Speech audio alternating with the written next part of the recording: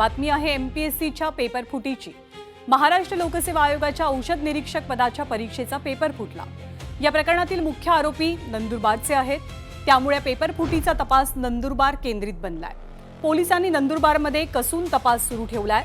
या प्रकरणात आज अनेक धक्कादायक बाबी समोर आल्यात। त्यात जाणून बुजून काही प्रश्न चुकीचे सोडवणं तसंच पेपर फुटीसाठी तब्बल 50 लाख रुपये मोजल्याचंही निष्पन्न होत आहे।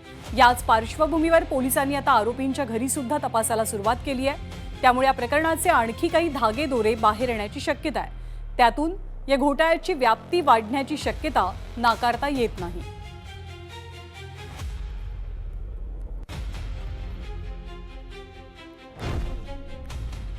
तर राज्याला हादरवून टाकणाऱ्या औषध निरीक्षक पेपर फुटी प्रकरणात आज कोणकोणत्या धक्कादायक बाबी समोर आल्या आपण पाहूया। आरोपींनी परीक्षा देणाऱ्या ऋतुजा पाटीलला 10 प्रश्न मुद्दाम चुकीचे सोडवायला सांगितले होते। सगळ्या प्रश्नांची बरोबर उत्तरे दिल्यास संशय येऊ शकतो, त्यामुळे ऋतुजा पाटीलला हा सल्ला दिला गेला।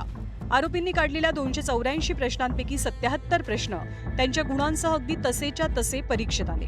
याखेरीज हा पेपर फोडण्यासाठी 50 लाख रुपये मोजल्याचं दिसून येत आहे। आरोपी ऋतुजा पाटीलच्या व्हॉट्सअप चॅटमध्ये समोर आलं।